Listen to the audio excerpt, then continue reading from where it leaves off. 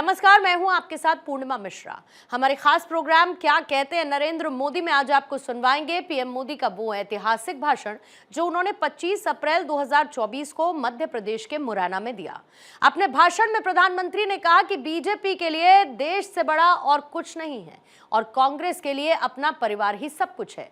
कांग्रेस की पॉलिसी है जो देश के लिए सबसे ज्यादा योगदान करे, सबसे ज्यादा मेहनत करे, सबसे ज्यादा समर्पण रखे, उसे सबसे पीछे रखो। इसीलिए कांग्रेस सरकार ने इतने सालों तक सेना के जवानों की 1 रैंक 1 पेंशन जैसी मांग पूरी नहीं होने दी। एमपी के लोग जानते हैं कि समस्या से एक बार पीछा छूट जाए तो फिर उस समस्या से दूर ही रहना चाहिए। कांग्रेस पार्टी ऐसी ही विकास विरोधी एक बहुत बड़ी समस्या है। चंबल के लोग कांग्रेस का वो दौर कैसे भूल सकते हैं। कांग्रेस ने चंबल की पहचान खराब कानून व्यवस्था ऐसे क्षेत्र के तौर पर बना दी थी। उस दौर में कांग्रेस ने एमपी को देश के बीमारू राज्यों की लाइन में खड़ा कर दिया था। भाइयों और बहनों, भाजपा की सरकार ने कांग्रेस के बनाए गड्ढों को भरने के बाद एमपी और चंबल को नई पहचान दिलाई है, गौरवपूर्ण पहचान दिलाई है। भाजपा सरकार में चंबल, काली सिंध, पार्वती लिंक परियोजना से सिंचाई की समस्या दूर होगी। पानी की समस्या को दूर करने के लिए हम मुंदरी बांध जैसे प्रोजेक्ट पर काम कर रहे हैं। करीब 2,500 करोड़ रुपए की लागत से बना ग्वालियर श्योपुर रेलवे ट्रैक हो, आधुनिक इंफ्रास्ट्रक्चर के ऐसे अनेक काम इस क्षेत्र की तस्वीर बदल रहे हैं। यहां लेदर पार्क भी विकसित किया जा रहा है। हमारे साथी ज्योतिरादित्य सिंधिया जी की देखरेख में ब्रांड ग्वालियर को भी मजबूत किया गया है। भाजपा सरकार में हुए विकास को भिंड, मुरैना, ग्वालियर के वो लोग और ज्यादा अनुभव कर रहे हैं जिन्होंने कांग्रेस का वो काला दौर देखा है। 4 जून के बाद हमारे तेज तर्रार मुख्यमंत्री मोहन यादव जी के नेतृत्व में मध्य प्रदेश का विकास और स्पीड पकड़ने जा रहा है।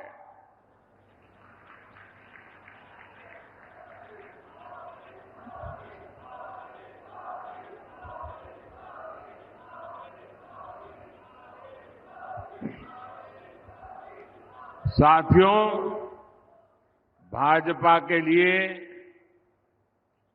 देश से बड़ा और कुछ भी नहीं है।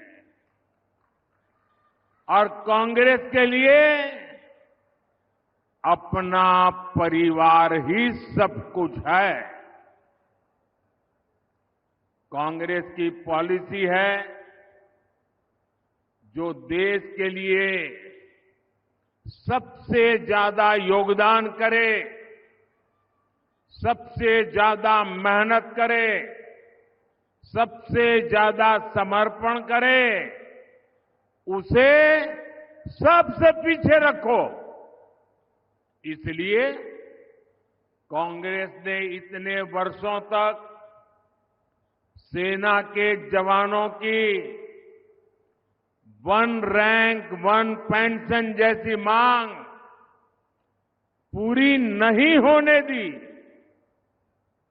हमने सरकार बनते ही वन रैंक वन पेंशन को लागू किया। हमने सीमा पर खड़े जवानों की सुविधा की भी चिंता की। कांग्रेस सरकार ने जवानों के जो हाथ बांध रखे थे, हमने उन्हें भी खुली छूट दे दी। हमने कहा अगर एक गोली आती है 10 गोली चलनी चाहिए।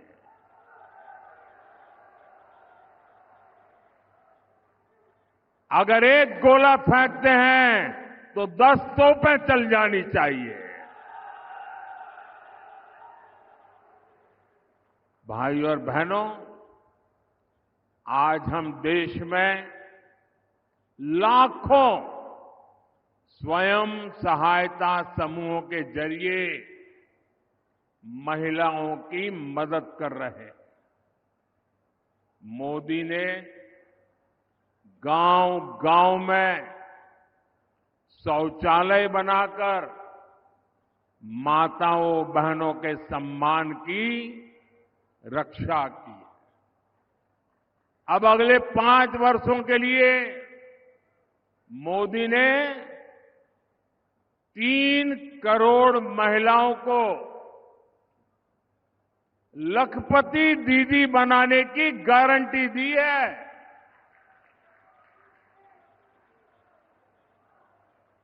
3 करोड़ महिलाएं जब लखपति दीदी बनती है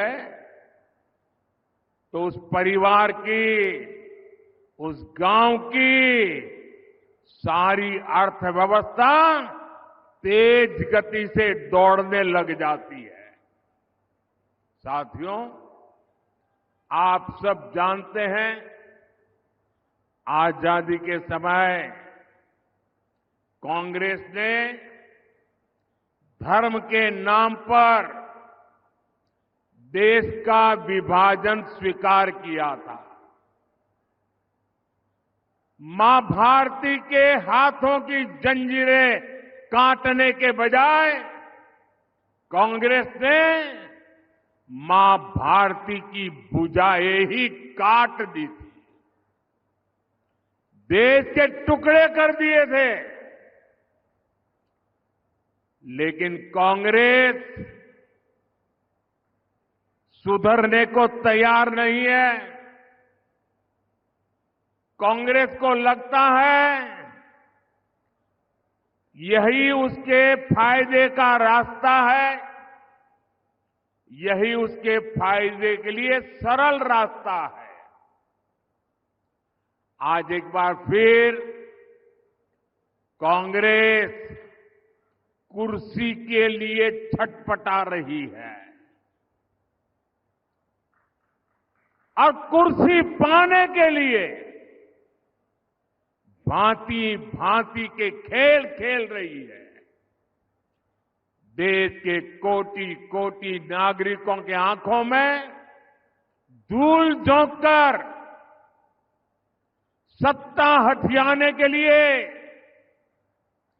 आपके भविष्य को बर्बाद करने पर तुली हुई है। ये लोग फिर से धार्मिक तुष्टीकरण को मोहरा बना रहे हैं। साथियों,